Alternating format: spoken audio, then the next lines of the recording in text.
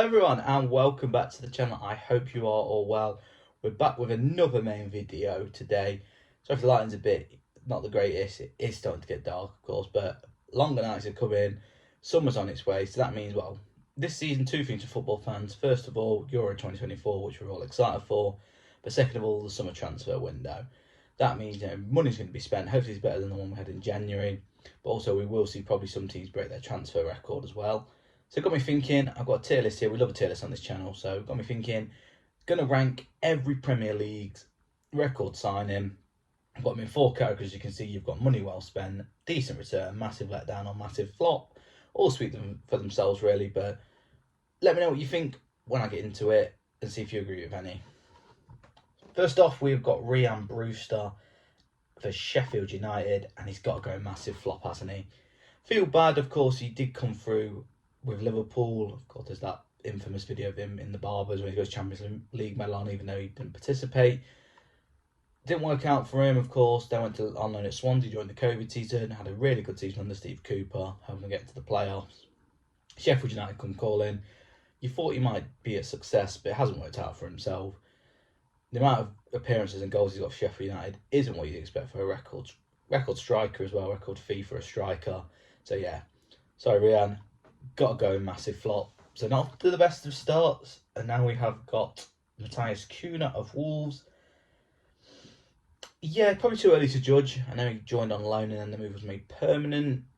Bit decent signing for Wolves, so I'm gonna put him in decent return. I don't think he's done a lot wrong. Obviously, forever be indebted in Wolves fans' hearts due to that goal in the FA Cup game against West Brom, and of course the celebration that followed.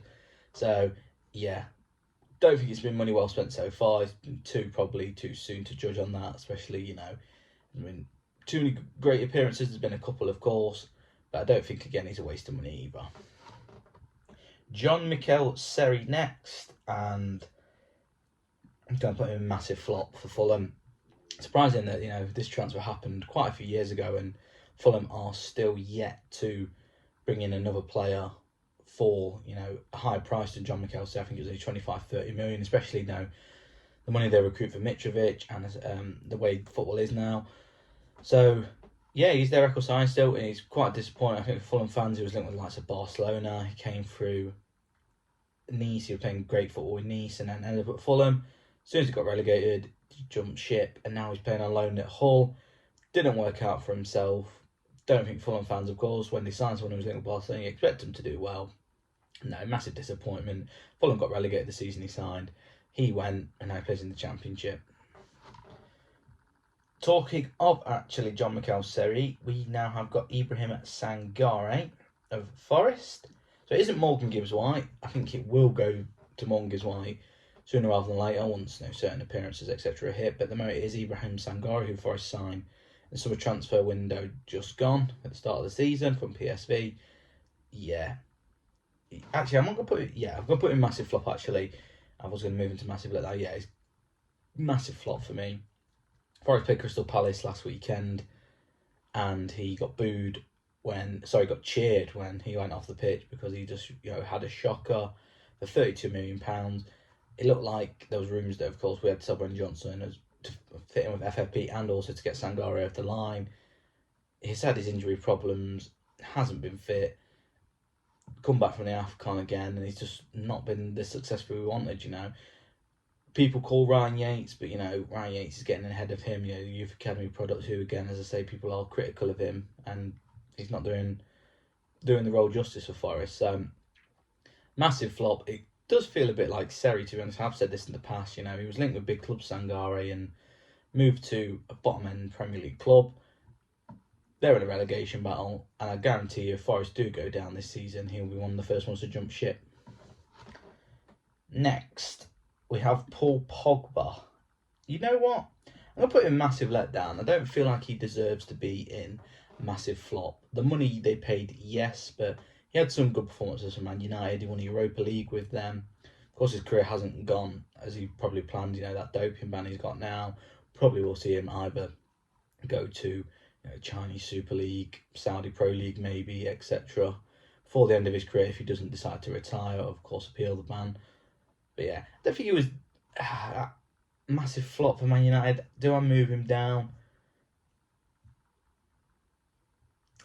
This is a tough one. Let me know what you think. I'm going to keep him in massive letdown.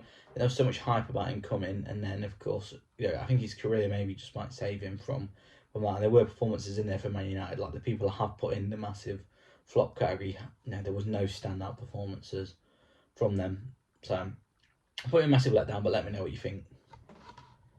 Next up, Jefferson Lerma for Bournemouth. Another one I'd probably say surprising that they've not break the transfer record since then. But I'm going to put him in decent return. I think he was a great servant for Bournemouth. He just left in the summer transfer window to join Crystal Palace on a free transfer. But what, Bournemouth paid for him, they dropped down to the Championship. He stayed in there for, 2 seasons in the end because obviously they missed out on the playoffs the first time they went down. Decent midfielder. I think he was a fan's favourite at Bournemouth as well. So, yeah, wouldn't say money well spent. I think you got a decent return on him. So, we'll put him in there. Nathan Collins for Brentford. I'm going to put him in massive letdown. Don't think he's been a big flop for Brentford just as yet, but Brentford, of course, have regressed. This is obviously different reasons. I'm saying Nathan Collins is part of, the reason, but he is in that team, of course, that are towards the bottom rather than the top end of the table that he might have thought of when he first joined. So I don't think he's had any standout performances. So at the minute, I'd probably just put him in massive letdown. But there is still time for him to, jump up this list. Given a few seasons because he is quite highly rated. Christian Benteke is still Crystal Palace's record signing again. Bit surprised at that. I'm just going to put him in letdown again. When he joined to Liverpool, the move didn't quite work out for him. Palace paid, I think, 27 million to bring in Selhurst Park. His first season, it was excellent. He would have got decent returns. I think he scored 15 goals or something like that. Then, the goals dwindled away. Injuries hadn't helped him. Just think he just let down. No Palace fans think they liked him. He did score a few goals against their rivals Brighton, but yeah, for me, just going to stick him in. Massive I'd say massive letdown, but I think he was on the one that would probably be. Could put one between either decent return or massive letdown, but just because how the goals dried up for himself, and then of course he's gone to the States now, got to put him massive letdown. West Ham and Lucas Paqueta. First one going in money well spent. Yeah, Lucas Paqueta, after one season with West Ham, there's now links with Man City. There was last season as well. So I think 2 seasons, with West Ham. 50 odd million from Lyon. Money well spent. I think he helped them to the Europa Conference League as well. Been an excellent signing. And of course, like I say, Man City do come calling, which they might do. They'll recruit that and probably a bit more for him. Money well spent. Everton and Gylfi Sigurdsson, considering obviously now the financial trouble Everton, you'd think a player from around, I think it's 2016 he signed, would not be their record signing anymore. 45 million for Gylfi Sigurdsson from Swansea, come with such a high reputation, didn't hit the heights for Everton. Yeah, massive letdown. I think he had his moments, but we're not going to put him in flop. Massive letdown. Talking of massive flops though, Enzo Fernandez. I think his performance of Chelsea might be decent, but 105 million for a midfielder. Goals and assists haven't, done much. Hasn't really dragged Chelsea out of the fire. They're probably, still in the same position when he did sign. They chased so much for him. Chelsea did pick the fee, which you probably, attribute to why he's a massive flop. For a centre midfielder as well, it's hard to judge, but poor Enzo, I do think, though, massive flop at the moment, just because, the money Chelsea pay for him and where they still are in the league. Moussa Diaby for Aston Villa, obviously joined in the summer. There's quite a few people on this list who have actually, last summer transfer window that teams did break their transfer record. Moussa Diaby being one of them for Aston Villa. Yeah, had a solid season for Villa. Reason why they competed in the top 4, could play in behind the striker, next to Ollie Watkins on the right mid. Good addition. Jack Grealish, Man City, of course, £100 million, the first British player to go for that. Could be controversial this one, but I'm going to put him in massive letdown. I think what Villa thought they were getting City fans thought they were getting from Villa for 100 million. Yeah, he was, he scored some important goals in the treble season last season, but for 100 million for an attacker, you'd think he'd be first name on the team sheet week in, week out. Yes, Pep's probably coached him a different way, but you'd want more goals and assists from him. He did show signs of that, but injuries haven't helped either. Feel harsh putting him in there just because just probably the input he did have on that treble season. But sorry, Jack, got to go in a massive letdown. Brighton and João Pedro, another one I just mentioned, who has been just joined the club. Sorry, in the summer transfer window, just gone. Yeah, only 20 goals, Europa League, specialist at the moment. Brighton got knocked out now. Takes penalties for them. Evan Ferguson hasn't really been scoring a lot of goals. He stepped up to the plate. Decent Brazilian forward from Watford. Can't complain if you're a Brighton fan. Luton and Ryan Giles. He's not a massive flop. It's probably the price tag Luton paid for him. Only 4 million, I think, from Wolves. He was very good in Championship last season for Middlesbrough. You thought he'd do the same at Luton and kick on.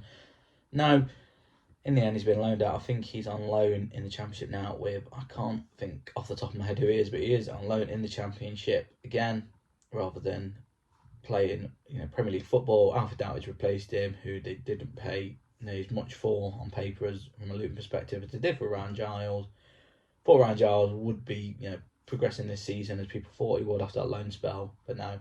So yeah, massive letdown for Luton. Declan Rice is going to be the second man in money well spent. Probably contradicting myself what I said earlier about Kuna, saying there's not been a lot of time to judge him, but what Declan Rice has done to Arsenal is transformed him. £100 million, we've seen Vanzo Fernandez, bit of a different playing style, a bit of a different, player, etc. But 100 million doesn't like it's phased him. He's took off to the next level. Terrific player. You run out of words for him. I think, if he'd have gone to Man City would be clear at the top at the minute. He's really changed Arsenal. Linchpin in that midfield. 100 million at the minute looks cheap from an Arsenal perspective. Liverpool and Darwin Núñez. Paid a big figure for Darwin Núñez, but this season he's kind of come into his own. Yeah, he's erratic, but a decent return for him. He can score. Bit rotational, but when he does come on, he does something for Liverpool fans. Goal or assist, or like I say, so has them crazy moments. I won't say he's a massive disappointment because he's done quite well. So, and Liverpool fans seem to love him. So, definitely got to go in decent return. Newcastle are going to go for money well spent on Alexander Isak. Yeah, kind of same reasons for Paqueta. You do think that they are going to recoup some of that money when they inevitably do have to sell him. It looks like Arsenal have been heavily linked with him. Obviously, Newcastle's main striker, one of the best strikers in the league. Scored, I think, nearly 25 goals in 44 Premier League appearances, so averaging nearly, I think it's over a goal a game, a goal every 2 games, something like that. But yeah, he scores goals, decent player, decent handful when he's fit. So yeah, definitely money well spent for Newcastle. One of our last two, starting off with James Trafford. I'm going to put massive flop. I really feel this is harsh on the young lad, but a few different factors, of course. When he was in the European Championship with England under 21s, he was integral to that win. Of course, they had the penalty in the final minutes of the game to win England now. Didn't concede a goal, I think, throughout the knockout stages and the group stages, if memory serves me correctly.